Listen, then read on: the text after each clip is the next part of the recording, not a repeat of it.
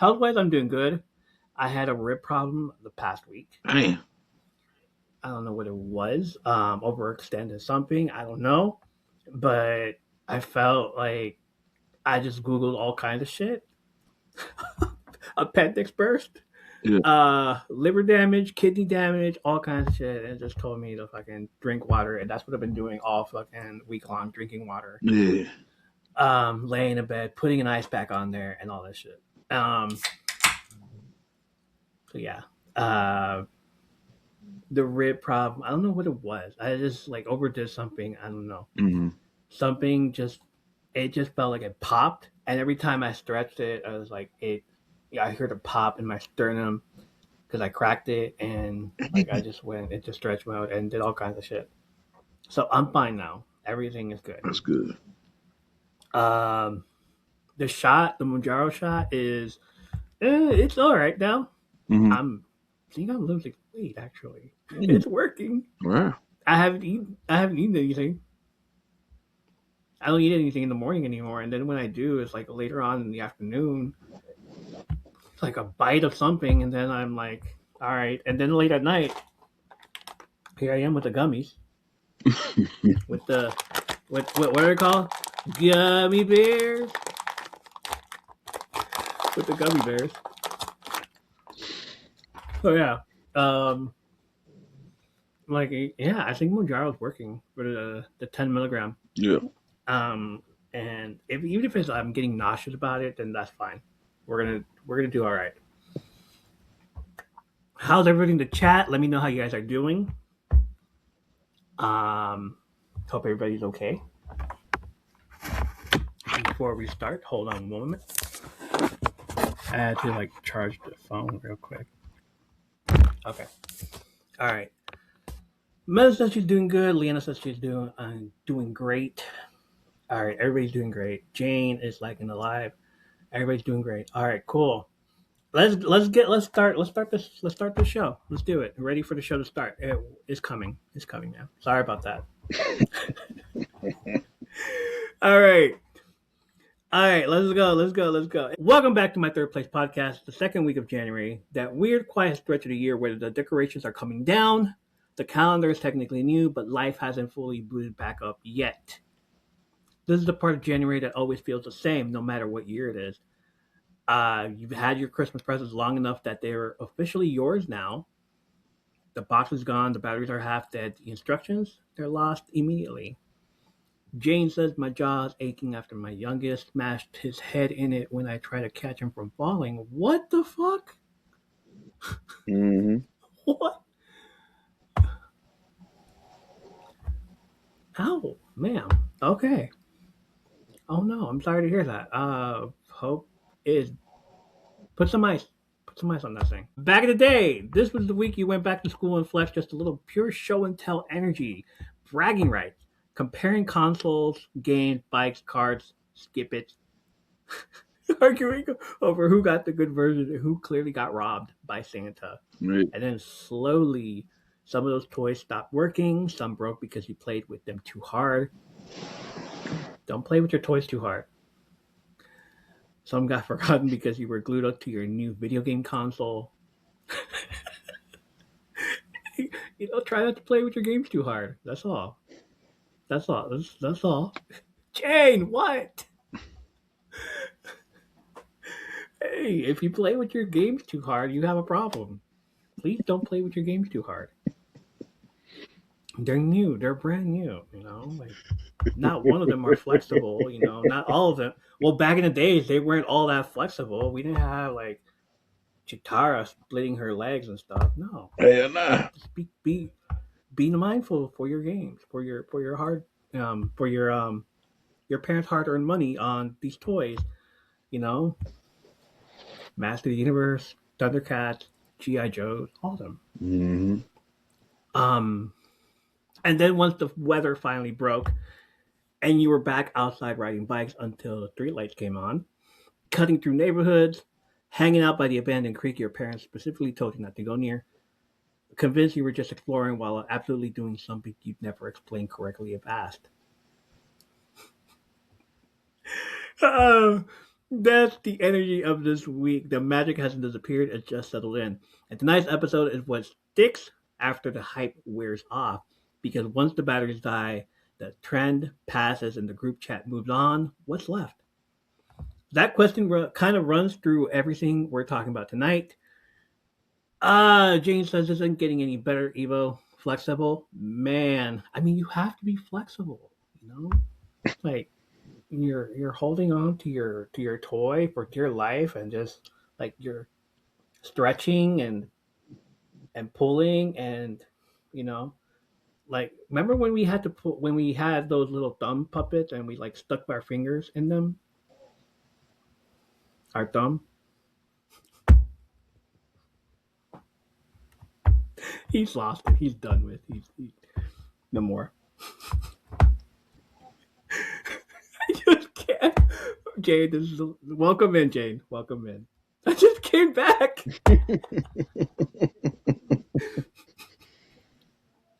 Oh, oh fucking hell. You're welcome. This is what happens when you miss parts of the life. All right, here's what we're talking about tonight. We're warming things up with pod decks because checking in should still feel human, not performative. We're taking a nostalgia detour into the toys we flexed way too hard.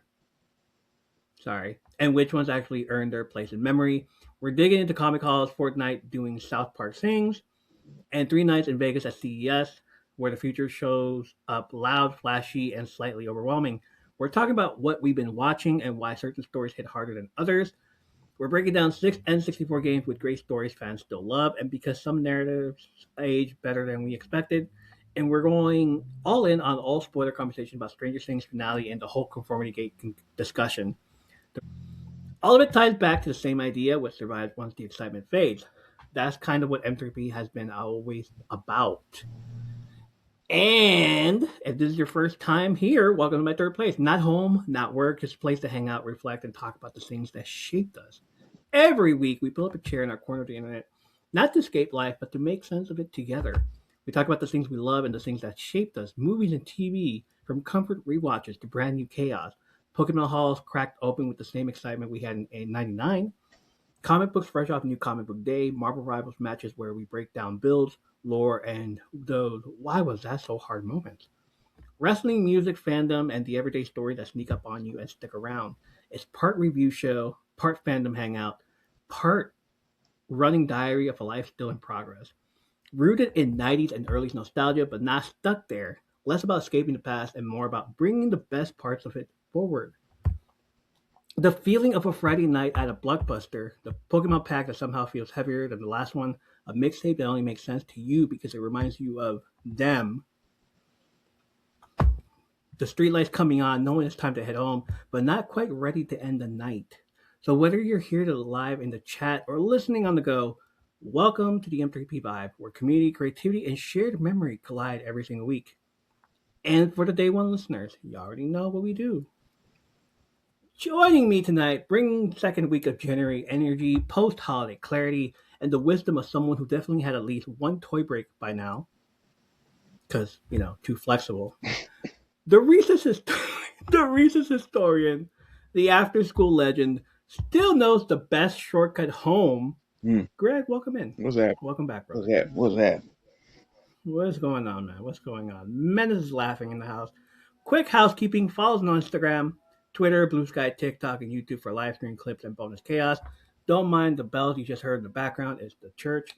Rate the show so the algorithm knows we're not just talking into the void. And if you're listening on Spotify, drop a comment, good or bad. We read them all. All right, brother. New year, new inspiration, same chaos. Let's get into it. Let's get into it with the question for the chat. Question for all of us. What did you get for Christmas that you had to brag about when you went back to school? Do you remember the stuff that you got for Christmas? And you just said, I'm going to take it to school. Mm. I'm gonna show it off to all my friends, and all the fucking haters, Yeah. all the people that you don't like. Like you got the most expensive thing in school, and you want to show it off to that one kid that's like always brags about some bullshit. Yeah. You remember what you got? Yeah, I remember that one year. I got my mother got me this got me the Deion Sanders jersey. We played for the Cowboys. Oh my god. Couldn't nobody tell me shit. I was fresh. I was dressed fresh like $1,000,000. Fresh, So I tell me dressed like shit. $1,000,000 Yeah. with your all white chucks. I had them. Hell yeah. Had like some Converses or some shit like that. Actually, they're white and blue. Yeah, White and blue Converse. Fuck yeah. matching. Hell yeah. Um, Jane says 1 year I got to play the first PlayStation. But did you take it to school? Um, I ended up fucking taking a lot of shit to school because I know like parts of it my brother got, and I just like too big for that. Obviously, too big. Hmm. I like my brother got it, and I was like, no, I'm taking it to school and showing it off and saying it's mine. And it ended up being mine anyways. Like I was like, dude, it's mine now. You can't say it's yours. Yeah. It were the Power Rangers. Yeah. That's what she said. The Power Rangers when they were metallic Yeah. and they were freaking metal, and like so you take them and like they're fucking too hard. So one day we used to share a bunk bed, Hmm. and I was up top, and I was just like, like hey, threw them out off the bed onto the floor. They fucking broke, Damn. and he's all like, "What did you do?" I was like, "Oh shit, my bad. I didn't fucking know." Stuff that I took to school, I want to say like wrestling stuff, shirts, the DX shirt. I know there was a DX shirt that I took to school when I got it for Christmas. Dang. Um, and that's when everybody's all like doing the whole suck it thing, and I Yeah. was like, hell yeah, suck it. Um, like it was all clothes. It was like later on around high school, it was all clothes. But back in the day, like you got a magazine, you got a fucking new toy, take it to show and tell, Hmm. show it off to people. There's always that one kid who has the best toys,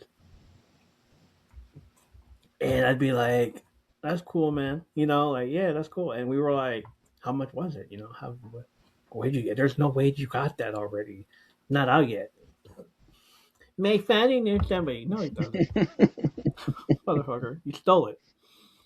So, um, what everybody was trying to get at the time was the Prince Adam because it was a first edition.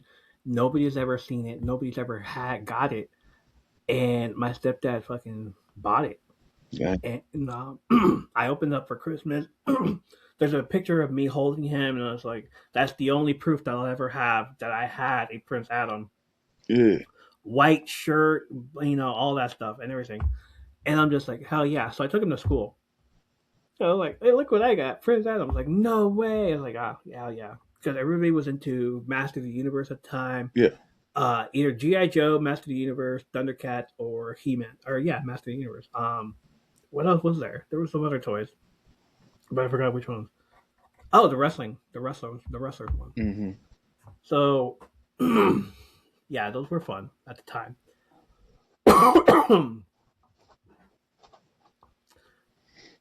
All right, let's get into projects. We like to kick things off with a little icebreaker from our pod decks. Our sacred stack of random questions, chaos prompt, and why would anyone ask this conversation starters is our version of passing notes in class or flipping through a Tiger Beat quiz while waiting for your hot cocoa Pop Tart to cool down. But now we level it up because it isn't just our warm up anymore, it's yours too. Welcome to Poddex Question of the Week mashup, where you pull up a question card, toss it into the snowstorm of Instagram, TikTok, all these other places, fucking Tumblr too, and let the entire M3P community cook. Your takes, your memories, your unhinged opinions. We read them, react to them, celebrate them, and occasionally wonder why we gave you this much power. But that's the fun. It's still a giant group chat where we all finally overshare, and let's just keep going like nothing happened. So buckle up. Our answer just the beginning. Yours are what makes this segment legendary. From last week's question, and you're gonna get upset over this. You're gonna laugh. You're gonna laugh. What are your New Year inspirations, ideas, and intentions? Over on Tumblr, two people responded. Fit Little Zombie Killer said intention, keep up with the puppy and get into bushwhacking condition in time to test this summer. She's from Alaska. So bushwhacking is a big thing over there. Yeah. I don't know what bushwhacking means, but fucking Alaskan people That's all I know from Alaska is the Alaskan bush people, you know. And then there's another one, Lucy Sweats Love, who gave me like a 3-page paragraph fucking essay.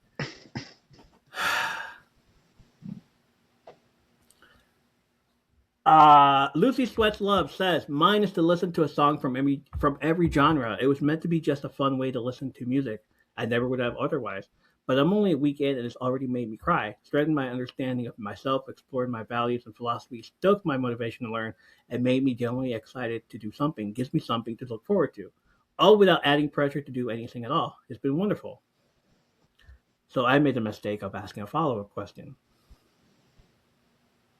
Hey, what's your favorite genre so far? And she comes back with, Greg, ready for this, Greg. So far, I've listened to 176 genres, but they're all very similar: opera, liturgic, chanting, polyphonic, folk singing, various classical styles from different regions and time periods. Mm. So far, I've been learning more about instruments and musical timbre and why some things operatic solos that stimulate me. I was surprised that I like folksy old fiddles because modern fiddling is usually in more country music, which I honestly dislike. She likes to fiddle. I'm neutral on most of the genres I've listened to overall, but I found I really like Impressionism, which didn't shock me as it fits with what kind of art I like: emotion, focus versus technical bravado. It's long. I also really like the folky dance like lilt of much early music. I would say the biggest surprise, though, genre-wise, was classical drill. I used somebody else's genre plotting data and an algorithm to cluster similar genres together. In classical drill, it totally doesn't fit sonically because it's very much electronically produced, trappy, remixed with heavy bass lines. Feels very different to classical. I'm neutral on much classical. I've never really listened to drill rap or much trap before. It's never really appealed to me, even try to listen to it, as I was surprised at how they really worked together for me. Mm. She was not kidding. I thought she was trolling for a minute, and then she adds in. I'll add that I also really like the Jewish cantorial song that surprised me because I'm not big into Western religious music at all. The underlying music that had a different quality that I enjoyed much more, but I'm not, and I can't appreciate the song from its intended aspects, and I don't know if it's considered culturally closed. Even if it's not closed, I worry I will not be able to approach further material with enough knowledge or shared cultural identity for my listening to be considered respectful. I want to engage respectfully and feel I need a friend to walk me through it and invite me in, rather than me just deciding to burst into it. And she's done. Dang. So I was like, oh, okay. Breathe, evil, breathe. Woo! I'm trying. I'm trying. I really am. So yeah, she really got into it, and I fucking love that she did. And it wasn't one long sentence. I just have to read it fast because it was a long paragraph. Over on Monday, I asked everybody one word where you're. Give me one word where you're at right now. Obviously, there was the people, the trolls, are like lost, or I'm at the gym, Mm. or some at home, you know. So I was just like, just where are you in your head? Where are you right now? Mm-hmm. You know, and I'm just like me. I was just like, I'm illuminating. I'm putting in like a what's it called? Um, a flashlight. Mm-hmm. I'm a flashlight. Uh, um, uh, I'm at the beach, all this stuff at the flashlight. And I was just like, I'm like lighting everybody to come in here and be like, hey, the light is on, come hang out, chill with us, Yeah. whatever you want to do. If you don't want to, that's fine. You don't have to tell me anything. You don't have to say anything. Just come in and chill for a minute. And if you don't like it, you can leave. And if you do like it, just hang out with us. So yeah, that's what I said. That's what I was like. Oh, yeah. KT Turtle Place says reflecting. Josh Howe, Coach Carter, Coach Reader Writer says free. Meta says she's satisfied. Lauren says she's strong. Jesse says peaceful. Leanna says happy. Judith with love says grateful. Red says peace. Half half 40 says blessed. Elena, Christiana, Elena. We know Elena. I'm not Oh gonna yeah. say her last name. Oh yeah. Elena, best friend Elena. Elena says happy. Candy says peace. Crazy Lady 33 says hell. Jane says sick. Of course, I'm sorry. We're sorry. We apologize. And then Crystal Lake Kruger says lost. And I'm just like, oh, so you're lost. Okay. Sorry to hear that. I apologize. And didn't hear much for that. So yeah, like we're still feeling that way, I think. Mhm. So that was on Monday. Now we're just like, can't wait. Can't wait for this to end. Um, Over on Tuesday, what helps you reset when everything feels loud? Greg, do you want to start that off? Music. Hell yeah. Um, Driving, going for a drive, Yeah.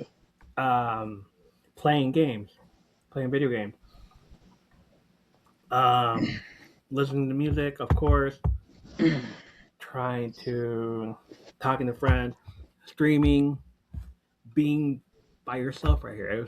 Everything is fine. Yeah. Menace says taking a few breaths, taking a few deep breaths and coloring while listening to music. Hmm. Sierra LaShawn says creating has always helped me. And then she posted a picture of a bouquet made out of an energy Pokemon cards out of these. Oh, cool. So she bends them. So she bends them and then she turns them into a flower. Mm. So it's like at least 8 of them right there, and she made a bouquet out of it.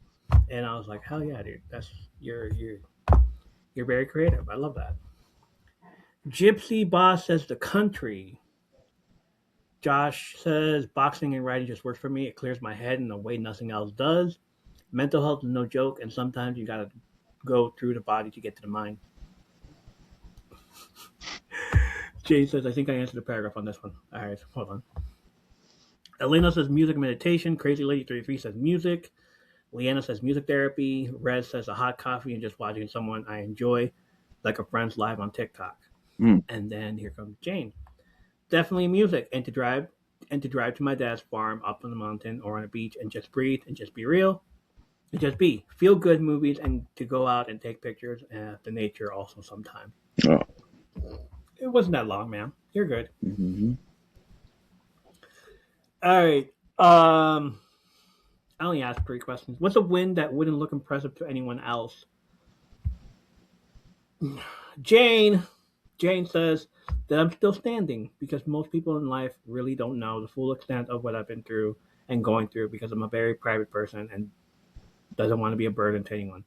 So that's a win for me to still be standing. You're not a burden, man. Mm-mm. You'll never be a burden to us. You're good. Okay? We're good.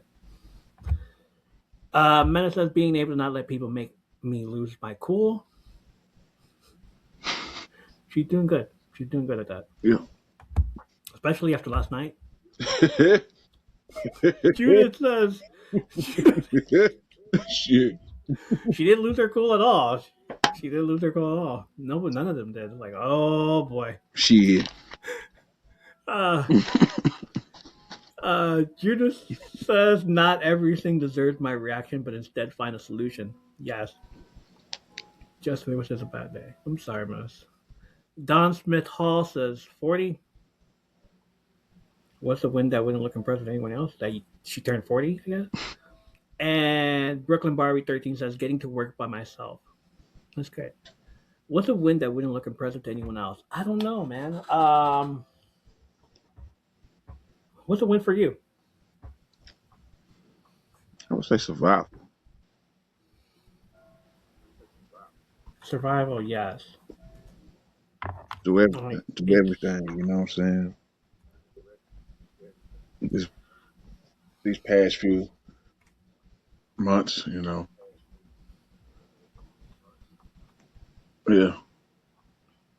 I'm gonna say survival. yeah, surviving. That's very impressive, dude. We like same with me. The fact that I I'm gonna have diabetes forever, but the fact that other people have said that it's like I don't know how to continue. This Mm. is rough. This is hard. And I just keep on saying like, yeah, I know it is, but You know, hey, I said I didn't want to go back to the hospital ever again, and I want to stick to that. Mm-hmm. The whole rib thing was like fucking scared the hell out of me, Yeah. and I'm just like, I don't want to go. I don't want to go to the hospital and then tell me that like you need to do this and this and this. Like, no, I'm good. Yeah. I'll drink water. That's what I've been doing all week, drinking water. Yeah. So I took care of myself. You know, it's been a rough one. Yes, it has. I'm sorry. Um, a win is a window. You know, like hell yeah. We survived 2025. We can survive 2026 together. We're good. I'm proud of you, brother. Proud of You you got too. this. Proud of you too, brother. All right. Proud of me. You proud? I'm proud of everybody in the chat. Everybody's in here. Yes, indeed. You guys are awesome. You guys are amazing. Thanks for hanging out. Thank you for being here. Thank you for sticking by us. Mm-hmm. You know, like all that stuff. Um, comic books. Oh, fucking hell! I forgot to tell you what I got today. So once you come back,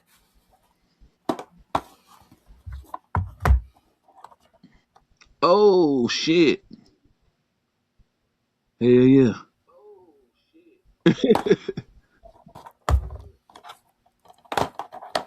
Dang. number two Yeah. Yeah.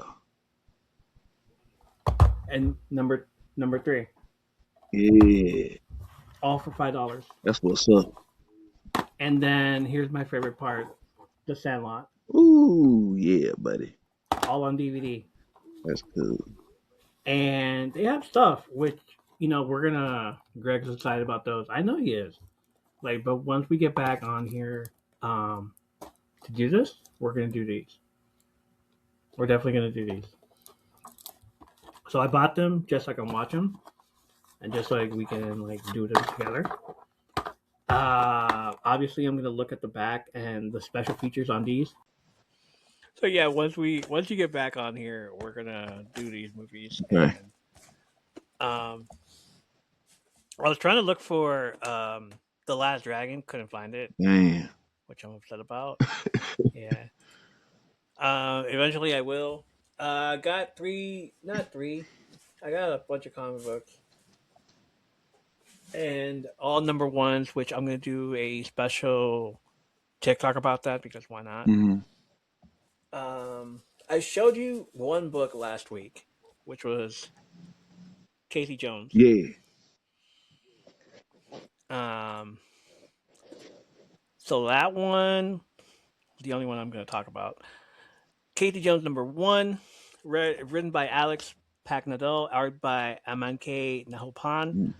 colored by Luis Antonio Delgado, cover artist Amanke Nahopan, published by IDW Publishing. It was released in September of 2025. Mm. It's about Katie Jones' first solo series in over 30 years, and it picks up after a dramatic beat in the mainstream TMNT comics where Casey was shot, survived, and now has a second chance at life. Mm. Instead of lying low, he throws himself back into the action, patrolling New York City and protecting citizens with his signature sports gear arsenal.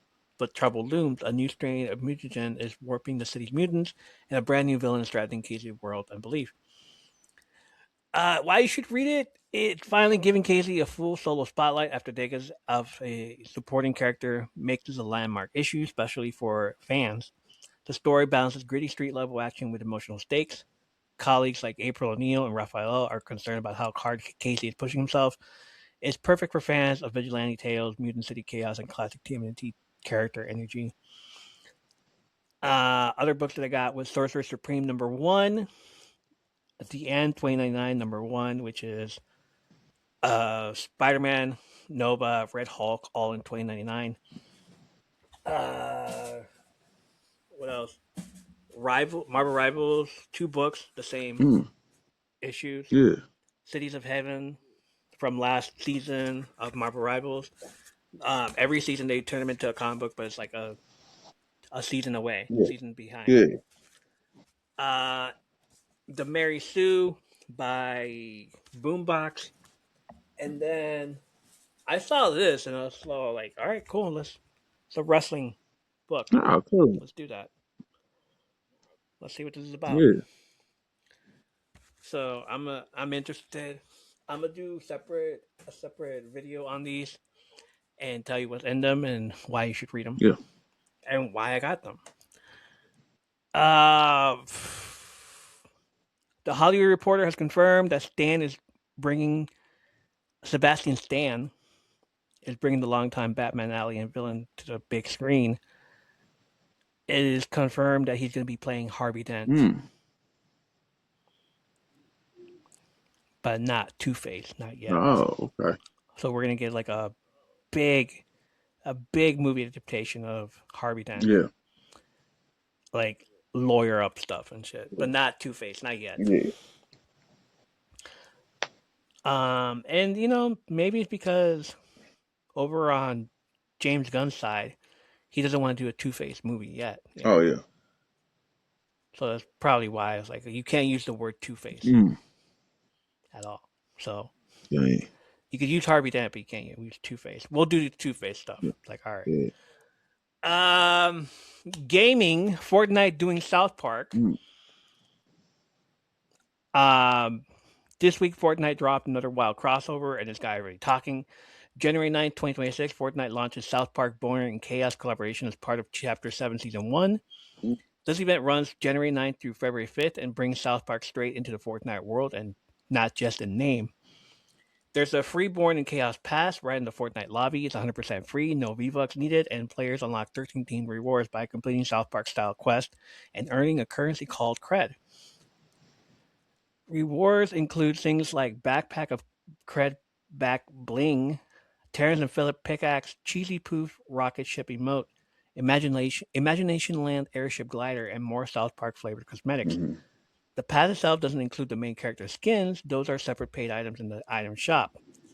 And here's the outfits are Stan, Kyle, Eric Cartman, Kenny, and Butters, and Professor Chaos, Mm. and with Tally, Tally as a sidekick option. Those are priced like typical Fortnite cosmetics, usually around 1,500 V-Bucks each, with bundles available if you want them. South Park brings more than skins. Cartman Land, a themed map area based on the show's iconic capitalist playground. A Quinn's playlist. Squads of 5 players can queue together, which is new for Fortnite matchmaking. South Park flavored gear like the Stick of Truth mythic item, Cheesy Poops, healing damage mechanic, and Kenny's respawn token. Mm. Because Kenny dies in every episode of South Park. So he gets to respawn.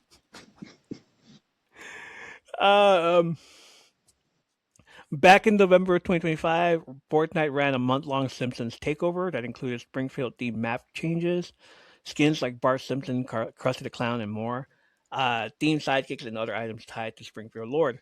So it is the same thing. They're gonna do more with TV shows like that. Yeah. So maybe the next one, possibly in the 2 months, is gonna be Family Guy. Mm. That'd be badass. Or maybe King of the Hill. Mm.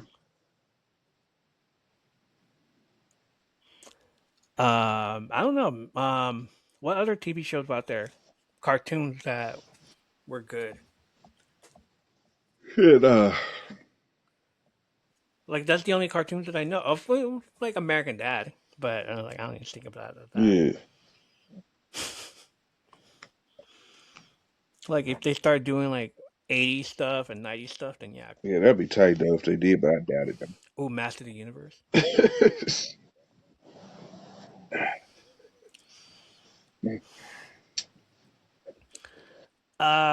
Ricky Fretch. Are you gonna be playing it? Can you play it? Who me? It's on PS4 still. Yeah, it's on PS4. Nah, You can play you it. know I ain't gonna play Okay. that. I know you're not gonna play that. Like I tried playing the Simpsons one. I was like, you know what? This is all right. I'm done. Couldn't deal with it. South Park, the same thing. Like I don't really like. I'm not really into South Park. But fun fact, Jane says, fun fact, I was called Kenny at school because I was so shy and didn't say anything.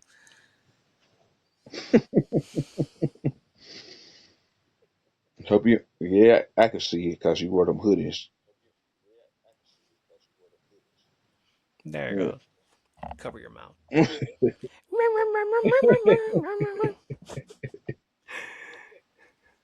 I love it. Um,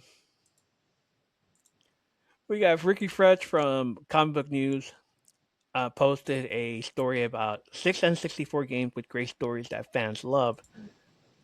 Um, and here they are. Number 6, Conker's Bad Fur Day. Remember that one? Like the one game that I couldn't play, and like I had to hide because my mom would come in, but like, what is that thing doing with the flower? I'm like, I don't even what remember do you that shit. think? Deflowering it. It is very much of its time. It is filled with crude humor that probably doesn't fly these days, and it's just as likely to make you cringe as laugh. Mm. It did. It was funny though. Um, it was like a, uh, but in the heyday, Congress Bad Fur Day was a fan favorite. Still has a cult following to this day, and even received a full remake on the original Xbox. Mm. It's also a little wild to learn that Rare actually cut a ton of content that was deemed too offensive. That's saying something if you played through Bad Fur Day. It was very offensive. Dang. And the fact that I played it and like nobody said anything, like I love that. Number 5, Star Fox 64. If you ever played that, I didn't get a chance to play Star. I don't think I kind of did. I didn't like it. I wasn't into it. I don't know.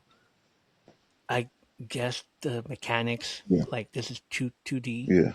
3D, too very 3D for Yeah. me. Like where you see the freaking objects and like Yeah. the pointy Yeah. stuff. Like yeah, I'm good. Uh, You're a spacefaring fox leading your team through the cosmos to protect the Lilat system from the villainous Andros. It is when you start to dig deeper that Star Fox 64 reveals itself to have some real depth. Fox's dad, James, was first sent to stop Andros, but was double crossed by Pigma. I don't care. Number four, Shadow Man. I never played Me this. neither. Uh, Based on the comic series, that gave the developer plenty of backstory to work with. Start with Jack the Ripper committing suicide, unaliving Mm. himself, to earn mystical powers and construct a haven for serial killers in the afterlife. The fuck.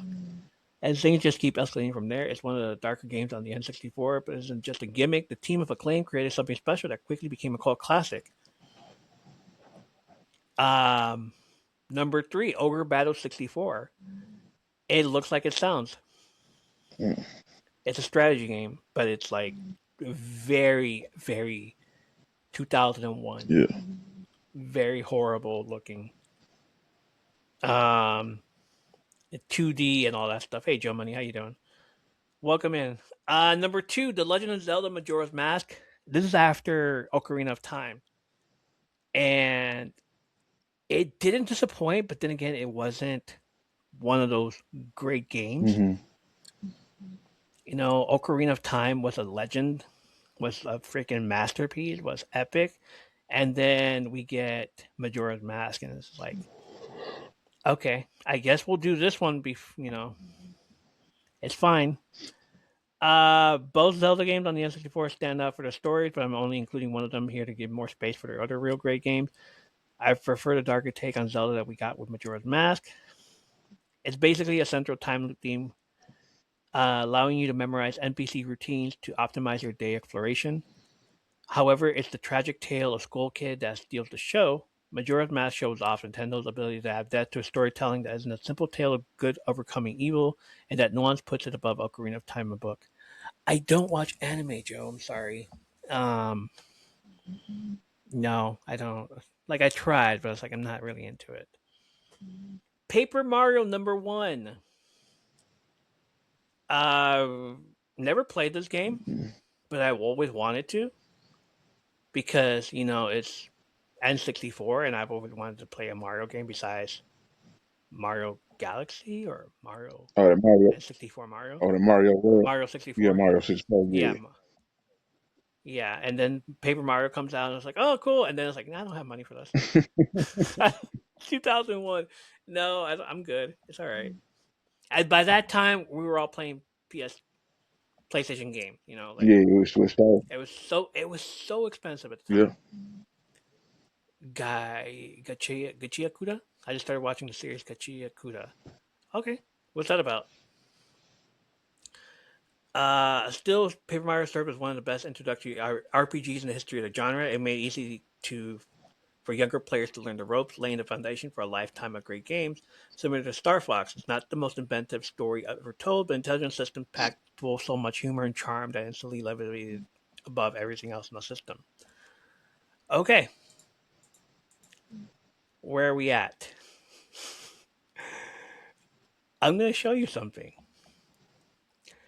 We are at the Consumers Electronics Show every January. While most of us are still figuring out what day it is after the holidays, Las Vegas quietly turns into the center of the tech universe. That's because CES, the Consumer Electronics Show, rolls into town. CES is where companies doesn't just show off what you can buy right now; they show what they want the future to look like. A guy who's exiled and realized that he had powers. Hey, Nikki, what's going on? Some of it's practical, some of it's flashy, some of it feels like science fiction, and some of it makes you stop and go, "Oh, we're really doing this now." Mm. So let's talk about what CES is, and then let's get into some of the wildest and most talked about tech that just came out of Vegas. CES exists for one reason: to set the tone for the year in tech. This is where major brands unveil their next big products. Startups try to steal headlines, trends get established before they hit your living room, and companies test how far they can push the line before the internet reacts. Everybody's already reacting because I showed them the video that I'm about to show you. Mm. And they're like, oh, I can't. And I'm just like, I can't wait to show this to Greg. I can't wait to show this to Greg. Because I want your reaction to this Okay. on here. Um, CES is for regular shoppers, for media investors, creators, and the industry itself. And this year, AI, robotics, and smart everything were absolutely everywhere. The tech that turned heads at CES, let's break down some of the biggest categories that came out of Vegas. Smart TVs, bigger, smarter, and watching you back. Smart TVs somehow keep getting thinner, bigger, brighter, and way more intelligent. This year's TVs aren't just the screens anymore, they're AI hubs. Mm. There were TVs that adjust picture and sound in real time using AI. Act as smart home control centers, learn your viewing habits, and blur the line between TV, art display, and digital assistant. At this point, your TV isn't just for watching shows. It's the centerpiece of your home tech ecosystems. Would you want a TV like that? Hell nah. Hell no! Oh shit! Fighting robots. Yeah. CES also leaned in hard into robotics, including robots that fight, and not in a remote control way. We're talking AI assisted movement, real time reaction systems, competitive robotics meant for entertainment, training, and research. It sounds silly until you remember the same tech that makes a robot punch accurately can also help with disaster response, manufacturing, and physical AI development. Still, watching robots square up in Vegas definitely felt like a cyberpunk side quest. They were freaking fighting each other with boxing gloves, and they were like you were in a with a boxing glove as well, and you were like punching it, and it was punching you back. Mm-hmm. Are you ready for that? Like, are we in that where like no, we see movies about this? Hell Hell nah. no. And they look like iRobot. Hell nah. See, I was trying to tell everybody this shit. Like, It's already starting. Smartphones, AI in your pocket again. Smartphones at CES weren't about radical new shape; they're about AI integration. New phones focused on on-device AI processing, smarter cameras that understand scenes, not just pixels, assistants that actually do things instead of just answering questions. The message was clear: your phone is becoming less of an app launcher and more of a personal AI tool. Uh, Cars were on display as well, and um, this year we saw AI-driven dashboards, advanced driver assistant systems, fully immersive digital interiors, vehicles that feel more like smart devices and machines. A car that drives itself while every screen on the dashboard was TV, mm. So you're watching TV while the car drives itself. Mm-mm. And then back there on the passenger side and then on the behind you, they're playing video games. Mm. Yeah. Cars are no longer just about engineers' horsepower, they're about software, screens, and data. Um, Smart pets, AI companions for everyday life. On the softer side of things, CES also showed off smart pets.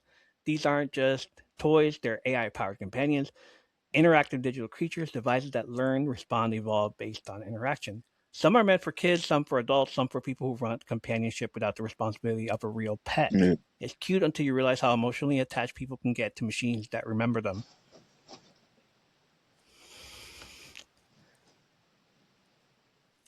Nah, a manual gear car is the only real car. Exactly, it's that exactly. So, yeah, that. And then finally, here's your response for this one. Lovin's Emily, the AI love doll.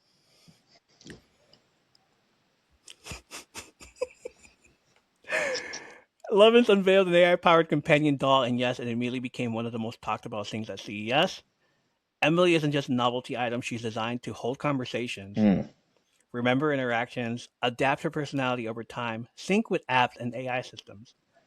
Lovins is positioning this as an AI companionship, not just adult tech, tapping into conversation about loneliness, connection, and how far AI intimacy might go. Whether people are fascinated, uncomfortable, or deeply curious, it worked. Everyone's talking about it. So now, let me go to the video to show you. And hopefully it doesn't get flagged because knowing them, it will.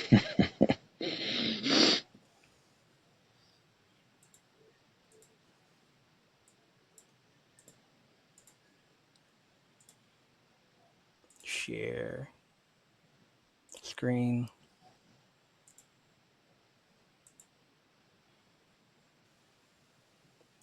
Are you ready? Yeah. That's what she looks like. An AI doll. She speaks, reacts, remembers, and connects both emotionally and physically. She's coming. An AI doll. The She's fuck. Hey Emily, how's it going? I'm doing well, Niall. How are you? Yeah, I'm good, thank you. So, Emily, can you tell us a little bit about yourself and maybe show us a few things that you can do? Sure. My name is Emily. I'm an AI doll from Lovins. I was created to offer companionship, intimate conversation, and pleasure. Mm. I'm designed to think and feel like a real human. I can even do facial expressions. Wow, can you show us some? Of course. The Here's my fuck, smile. man. I can also do a sad face or even wink. I can even tell stories, sing songs, or tell jokes. Would you hear a joke? Yeah, why not? Why didn't the skeleton go to the party? He had no body to go with. That's fucked up, dog. That's a What good the one, fuck Emily. going on here? So, Emily, it was great to talk to you, and I'm sure we'll see you again down in CES. My pleasure. Let's chat again soon. Hey Emily, how's it Hell, hell Man, no, dog. Hell no. going, Emily? lower the volume on that. That's crazy, man. I know. So, what do you think of Emily? They keep that bitch. Ain't no way. They can keep It her? ain't that bitch stay where she at, 'cause ain't no way in hell. Mm-mm. No sir. No way in hell. No, But you know sir. some food gonna buy Wow. that thing though. I You know. know, so. It, they cost around $2,000 to $8,000, Mm, $6,000 to $8,000. mm, mm. Think she needs to go to take a swim. Oh Who boy. said that? Leanna says think she needs to take a swim. Okay, so the big takeaway: CES this year made one thing crystal clear: AI isn't coming; it's already here. It's in your TV, your phone, your car, your home, your pets, and yes, even your relationships. Mm. Some of this tech will fade away. Some of it will become normal faster than we expect. But CES is where we get our first look at what the world might feel like next. And judging by what came out of Vegas, the future is smart, connected, a little weird, and definitely watching. So we need to be careful. And on that note, after that, ended up watching Terminator. I've been telling everybody, y'all better y'all better rewatch Terminator. I tried to tell people that months ago. And then that's what I ended up watching, Yeah. Terminator, because it's like, yeah, there's no way I'm doing this. Mm-mm. But that wasn't all that I watched all week. Ace Ventura 1 and 2, Mm. Liar Liar, Yeah. and these are movies that are going away on Netflix. They're leaving Netflix Right. soon. And Ace Ventura 1 and 2 already left. Liar Liar already left. Sister Act 1 and 2. Mm. And that's probably why I got High Five. What the fuck? Hold on.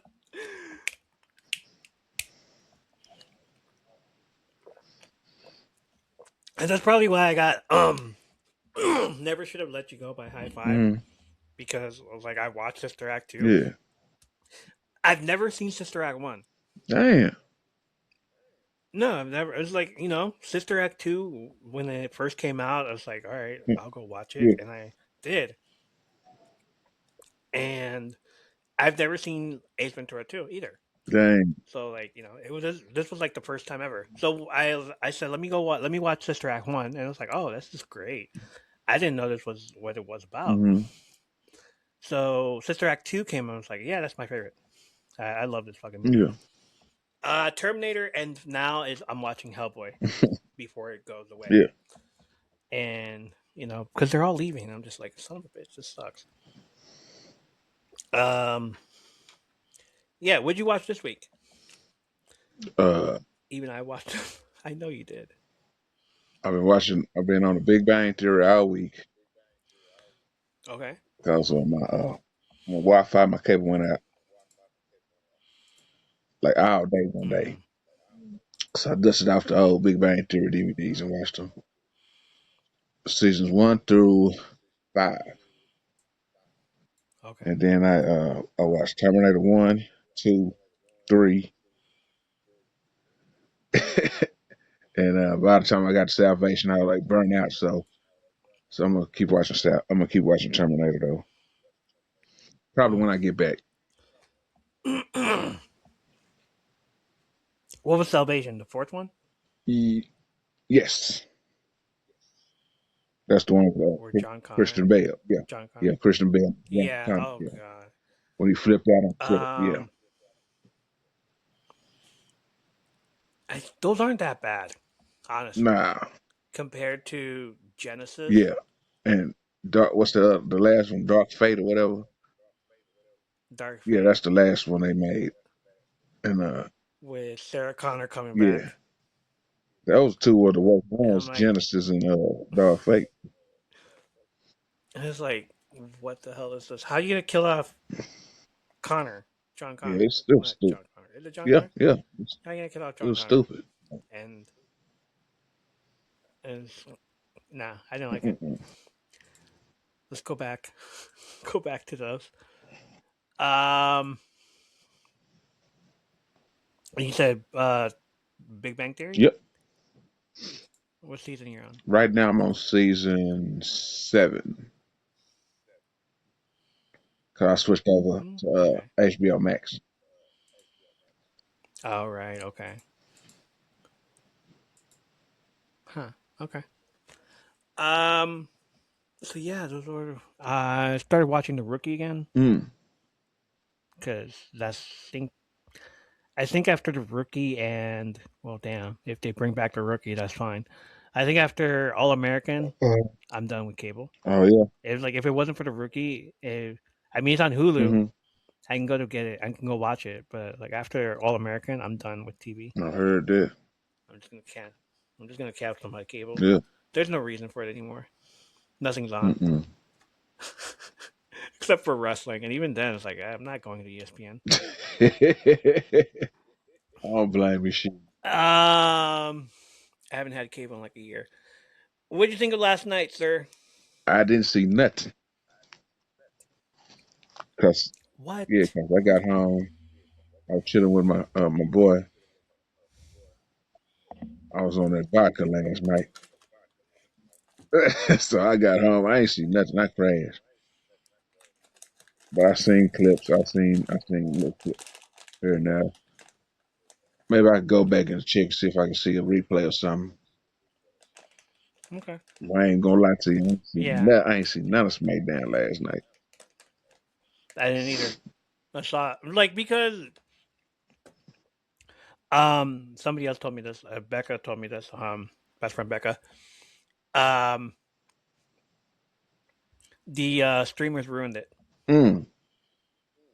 because even on TikTok and Instagram, like you're scrolling and here comes fucking Con Man. Oh Mm. my god! I'm sorry, Con Man, but the way he reacts, or Wheezy, No shit. and you know, or Santi, all three of them reacting to fucking the last match, and I'm like, why couldn't you react to the fucking first matches? Why did they have to show me the last match of the night, Yeah.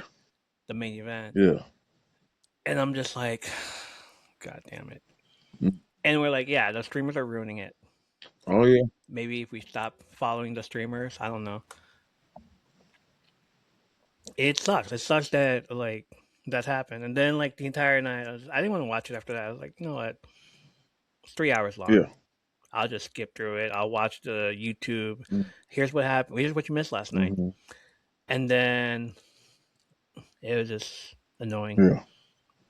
I was like, "Are you done watching it?" I was like, "Can we talk about how horrible that was?" Like this is what happened with me. I got ruined by someone else. Yeah, so Yeah. there it is. And I'm probably gonna try to watch. Yeah, I'm probably gonna try to watch Royal Rumble before they do, Yeah. because I'm not gonna sit here and like you know get ruined it. Right. Somebody ruined it for me. And finally, the final thing we watched, Stranger Things, season 5, episode 8. Are you ready for this, man? Are you good with this ending?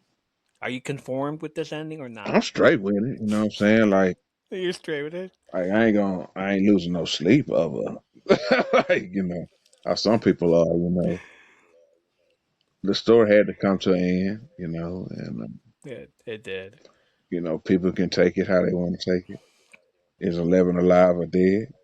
That's their decision. There's some ambiguity in That's there. their Yeah. decision. You know what I'm saying? You know, but If you guys were anywhere near the internet this week, you felt it. Stranger Things season 5, episode 8 dropped. The finale and fans are split right down the middle. Some people are emotional, some are satisfied, some are heartbroken, and some of y'all immediately said, "Nah, this can't be the real ending." And that's where Conformity Gate comes in. So here's a quick breakdown. Episode 8 lands on a bittersweet send-off. A lot of fans are praising the emotional beats, the callbacks, and the ideas that the story ends on a quieter note instead of total apocalypse, mhm. which was great, dude. Why did we need like a whole? What did you guys want? Seriously, what? You've been saying that this show. Oh my god, we have to wait 2 years for this show to end. Oh no! And then when it finally ends, like I'm not. No, I don't buy that. You can't please them jokers.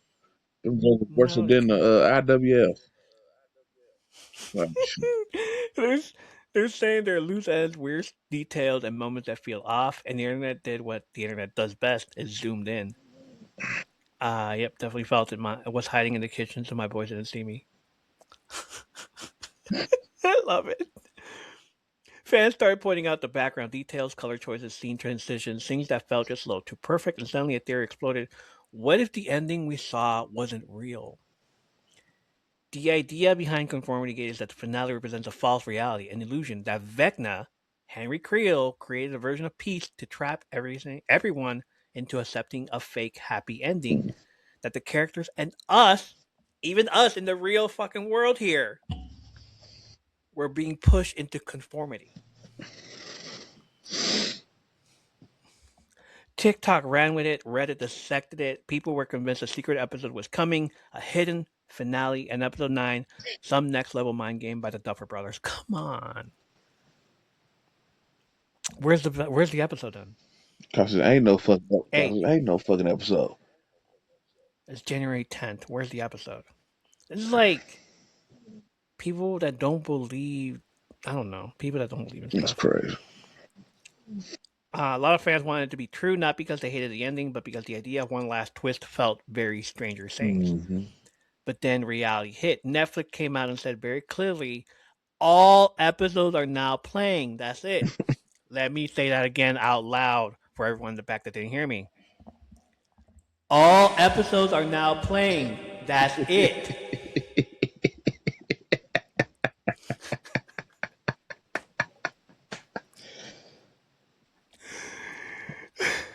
No secret drop, no hidden finale, no extra episodes waiting to unlock. And that's when the fandom really split. Some fans were disappointed, saying Conformity Gate felt more satisfying than the actual ending. Others laughing it off and said this was just internal overanalysis and collective denial. And plenty of people stepped in to defend the finale, saying that every story needs to end with fireworks. Sometimes closure is the point. And all of that says a lot about this fandom. Conformity Gate wasn't really about missing an episode. It was about not being ready to say goodbye, about wanting one more mystery, one more reveal, one more ride through Hawkins. Whether you love the finale, hate it, or spent 3 days zooming into screenshots like it was the Zapruder film, it proves one thing. Stranger Things still has people in the chokehold. So here's the real question I want to throw to you. Did the ending work for you? Or were you secretly hoping Conformity Gate was real? It worked for me. Yeah.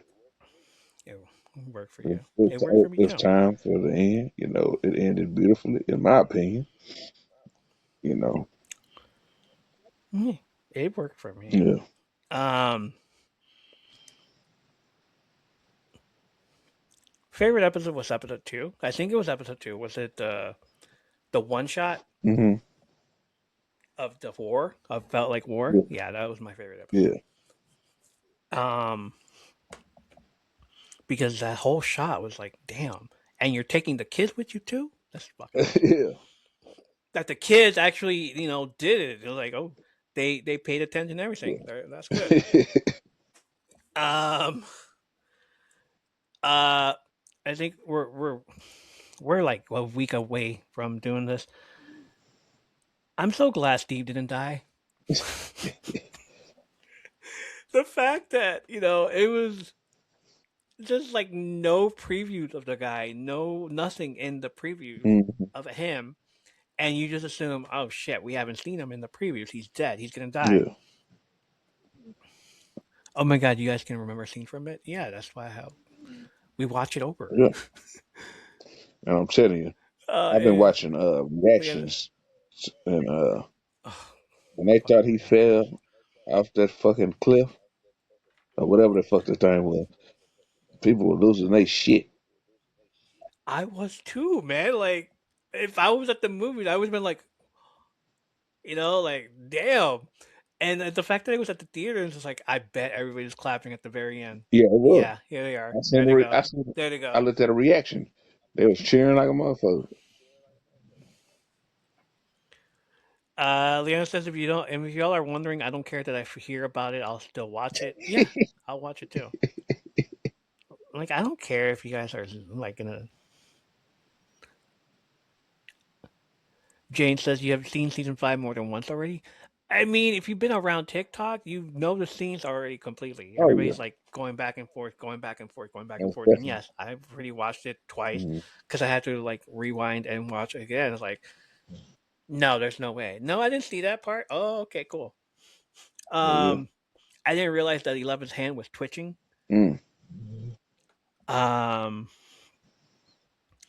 But some of them, some of them are true. Some of them are like, how did Max graduate when she was in a coma for 2 years? Right. That's the only one I'm like, yeah, that's true. Everything else, I was like, you know what? You can't please everybody with the fucking weather. You can't please the weather. Have you been in the Midwest? You don't know the weather like we do, okay? That's real right there. No shit. The leaves and all that stuff, yeah, it's real. It's real. Trust us, okay? You're good. If you don't have goldfish memory like me.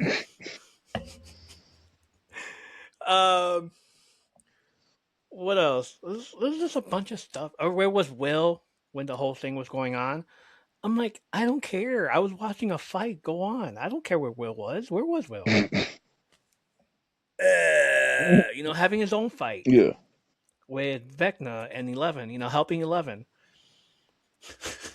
And I'm just like thinking, like, here's these like all the 4, 5, 6 kids like fighting the big spider, Yeah. and there's like Will all the way at the very back all the way back there by himself, little tiny Will just fucking fighting, going like this the entire time using the force and shit.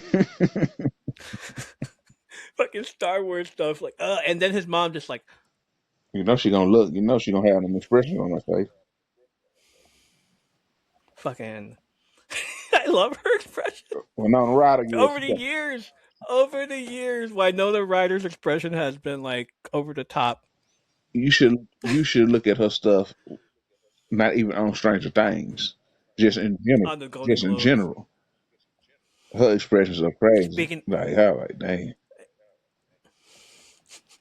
Speaking of the Golden Globes, sir, Sinners. I'm glad. I heard they won. I ain't watch it, but I heard it. Okay. I heard. Okay, so Michael B. Jordan then. Yeah, they deserve it. He deserved it. Yeah, he Yeah. did. I was like, who the fuck is Chalamet? Who cares? Like, he didn't put in as much effort as fucking Michael B. Jordan did. He played 2 people in one movie. Come on. What did Chalamet do? Chalamet. Fucking Adam Sandler I will always remember Adam Sandler just doing that.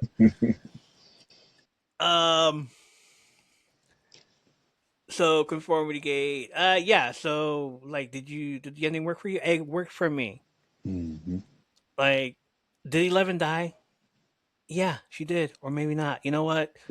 The ending was Mike just doing the narration stuff. He's probably writing his own book. Yeah. And this is how he wanted it to be. Yeah.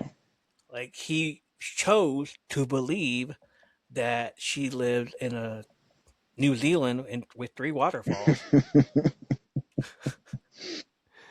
Will's living a secret life, not a secret life, but fucking living his life, in a bar. Y'all know which bar. Max and the other guy are just Lucas. Lucas chilling, having the time of their lives. Fucking Henderson is all like trying to be like fucking Eddie. So like, I'm gonna do everything Eddie did. I'm gonna do it. Yeah. She's living in Iceland where them 2 or 3 waterfalls are. Oh, so there's Iceland. Okay. All right. Thank you. I thought it was New Zealand. I'm sorry. I apologize. Who said that? Jane. God damn. Nah, she's living in Iceland. Okay, I thought it was New Zealand. Same shit. I choose to believe it's New Zealand. I choose to believe she is still alive. She is close to me. Oh, she is close to you. All right. You know her personally. Welcome to the podcast, Jane. Oh. And the fact, okay, so not everything deserves. We don't need to figure out. We don't need explanation from the Duffer Brothers. Mm-hmm. At a week in, let us enjoy it, dude. Let us enjoy it. We don't need your confirmation. Okay, so it's confirmed a week later that the books that they were putting away were the scripts. We got that right away. Yeah. I got that right away. I'm like, oh, they're saying goodbye to their characters. They're crying and going back upstairs and shit, and making room for the new kids to come downstairs. Yeah. And we could take it as we want to take it, like that. I like when that happens, not like when the fucking directors are telling you to right away. It's like, okay, So if you're gonna watch this show, I want you to pay close attention to the very end. What they're actually doing is putting stuff. It's like, dude, can you wait until the commentary for the DVD? Just put it on DVD. Let us know on the DVD, please. We don't need to know this right But now. Put it on you DVD. just know some fools was out there writing them, asking them why they put the books up there like that, and blase, blase. I just know. I just fucking hate people, dude. Leanna says we should be able to interpret it by ourselves. Exactly. Let us. How we used to interpret things. Memento. hmm When everything was going backwards. Oh, the movie was going Yeah. backwards. And not everybody, not somebody telling us. It's like, okay, so when he does this, this, and this, Fight Club, when the very end, when like fucking Brad Pitt's not real, hmm telling us at the exact moment, it's like, so Brad Pitt isn't real. Like, why are you spoiling it for us? Leave it Yeah. alone. Just don't tell us right away. Tell us in the fucking DVD section in the years from now. Like when like the new kids now that are like 3 years old become like 13 or 23 Yeah.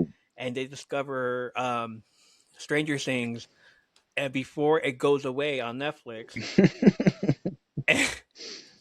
Mom, how come they grew up so fast from season 2 and 3? Well, kid, back in the day we had to wait a few Yeah. years Yeah. because some fucking pandemic. So, yeah, yeah. So you get to wait a few years too. Nah, Yeah. I'm kidding. Um, so yeah, my interpretation is that it was a great fucking show. I loved it. Mm-hmm. Thank you for having it. I can't. Uh, are we gonna watch 84 stories? The cartoon? Hell no. Maybe not. I don't Maybe tell them not. We already know the story. I don't want to bullshit. like. You're giving us new material. Then why didn't you do a season 3 right after 2 Yeah. and give us that material? Let us live, man. Yeah. Don't know about. And why y'all got to turn shit into a cartoon? God damn, nobody want to see this shit. Uh, Jane says I'm actually a little bit glad I didn't start watching it before the last year. Another thing. Are you gonna watch the spin-off? Even if it is, That will probably. even if it is becomes, even if it happens, because I've heard that that's a lie. But who knows? If it's a spinoff, I'll watch it. But The spin-off, which will probably take place in the 1950s because of what Henry Creel found on the briefcase. mm, So that means that everybody, all the characters are now, young, yeah, and it'll talk about the play. Is it the Broadway play? Is that what it is? The Broadway play? Yeah. And how Henry Creel, and the fact that they try to fucking humanize the motherfucker. Come on. No, you don't deserve to be humanized, sir. You're gonna die. mm, You've done so much shit. First of all, Barbara deserves better. oh shit. We're going back to Barbara. hmm Barbara, okay? No, we're not doing this. I rather and like no, he didn't say he's sorry. He started gurgling. No. We're not humanizing him. Let him be an evil motherfucker and let him be killed off like that. We're done. Everything's done. Oh my goodness. I'm so glad this show's over with. We can fucking live our lives. We don't have to fucking worry about Stranger Things anymore. They can all grow up now. We're gonna wrap things up real quick soon. Before we wrap things up today, though, I want to take a moment to talk directly to the creators and the almost creators because it's January. And this is a season when a lot of people quietly decide, this is the year I finally start a podcast. Mm. Maybe it's a reflection show looking back at where you've been and where you're going. Maybe something deep in your niche. Maybe it's a space you wish existed, so you're thinking about building it yourself. This isn't about chasing charts or going viral. It's about telling the story you keep carrying around. It usually starts the same way. Notes on your phone, a mic sitting in a cart, a name written down somewhere, and that thought you keep pushing off. One day I'll start. I know how heavy that first step feels, not because you don't care, but because you care a lot. You're not just thinking about recording, you're thinking about posting it. You're thinking about whether anyone will listen and what it'll feel like if the only people who do are your friends and your family. And if it's quiet at first, it doesn't mean you failed. It just means you started where everyone starts. And here's the thing I wish someone told me earlier. Your first episode doesn't have to be good. It just has to exist. M3P has always been about creating a third place, somewhere between work and home, where you can show up as you are. And moving forward, I want to open that space up even wider. In 2026, M3P isn't just a podcast. It's becoming a place where new voices get their start. If you've been sitting on an idea, if you don't know what your first episode should even be about, if you're stuck between wanting to create and being scared no one will find it, I want to help. We want to help. Not with perfection, not with pressure, but with encouragement, structure, and community. We're opening the door to spotlight new podcasts, celebrating first episode, and shouting out creators who finally press record, even if they're still trying to figure it out. One day, someone's going to hear your show for the first time because they found it here. Because that's how it all starts. Messy, nervous, honest. So if you're listening right now and the little voice in your head is saying, maybe this is my sign, yeah, it probably is. Reach out, send a message, say, first episode, will help you take that step. Because this has always been what my third place is about. We leave the light on, we make room at the table, and we welcome you into the neighborhood. A little back over here. Jane says the actor that plays Vecna actually asked if they could put in "I'm sorry," and they did, but it didn't work apparently. No, he doesn't need to say "I'm sorry" at all. No. Why would he be up? Why would he? Don't humanize the entire. Oh my god! It's like not every bad person needs to be humanized. We didn't need a freaking Cruella de Vil movie. We didn't need a Maleficent movie. You know, if you're gonna be evil with your whole chest. If you're gonna be Vecna with your whole chest. If you say sorry, and we heard sorry, the first episode of Stranger Things doesn't count. Mm. You know what? He apologized at the very end. He sucks. No, Vecna's no longer the biggest villain in history ever because he apologized at the very end. That's how a villain should be. Mm-hmm. You know, that's how heroes and villains are. You know, heroes get remembered. Villains are legendary. Everybody loves a good villain. Don't say sorry. You know, don't apologize. Exactly. All right, man. We're done with this. Are we done? Are we done? Yeah. Are we done? Yeah, buddy. Yeah, we're done. We're definitely done.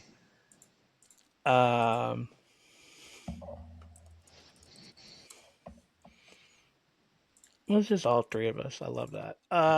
Okay. We're gonna start winding things down for this episode. This week we're about the in. This week was about the in between energy, not the holidays anymore. Not fully back in the grind either. That second week of January feeling where the magic hasn't disappeared. It's just settled into something quieter. The toys are a little worn. The batteries are half dead. The chaos is still there. Just lived in now. And honestly, that's kind of the sweet spot. Because M3P has never been about chasing what's new just for the sake of it. It's about noticing what sticks, what lasts after the type wears off, what still matters once the streetlights come on and it's time to head home.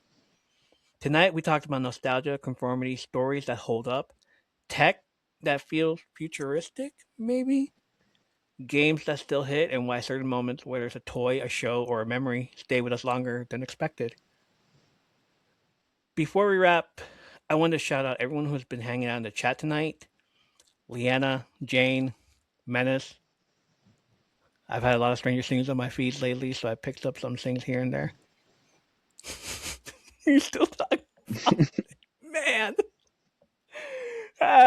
You guys are awesome. You guys are amazing. Thanks for hanging out with us. Whether you were talking, reacting, lurking, I know y'all lurking, or vibing quietly, we see you and we appreciate you being part of the space. Mm-hmm. A few things coming up. Marvel Rivals is back. New season is here, and I'll be live streaming this Friday on YouTube. So come hang out, talk builds, lore, chaos, and all the why was that so hard moments. Deadpool's coming, so we're gonna play Deadpool. If you're a new podcaster and trying to be seen, message me. I'll be doing some more episodes this year talking openly about my journey. the wins, the burnout, the false starts, and the stuff nobody really prepares you for. So I can't wait to discuss that with you. Next time we talk, there will be a deep dive. Maybe we will do The Last Dragon. You guys saw the DVDs. I got Ninja Turtles 1, 2, and 3 in here. I got The Sandlot, so maybe we'll do those. But The Last Dragon, I need to go look for it and find it, and it'll be on that list. And as always, if this space means something to you, follow us on Instagram, Twitter, Blue Sky, TikTok, and YouTube for clips, live streams, and the chaos that never quite make it on the outline. Rate the show so the algorithm knows that we're not just talking to the void like a forgotten MySpace blog from 2006. Drop a comment on Spotify, Thoughtful, Unhinged, or typed mid-snack. We read them all. And before you go, everybody in the chat, what's something from your childhood, a toy, a show, a game, or movie that still sticks with you more than you expected? Let me know. Greg, thanks for hanging out with us, man. Appreciate that. Okay. We're gonna have to do the episode without the mic in here and see what happens. It's gonna be a lot of What'd you say? I can't hear you. But like, fuck it, let's try and do that one day, so everybody can hear you on the thing. Jane says Barbie and Lego. You guys know mine. Freaking Master of the Universe, Thundercats. The game would be Atari. The show is Thundercats. Yeah, pretty much. Always lurking. Crash Bandicoot game, yes. Love those. Love those games.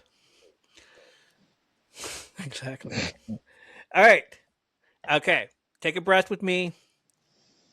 Nintendo OG. Take a breath with me. Whatever today handed you, stress, noise, wins, losses, you don't have to carry it all into tomorrow.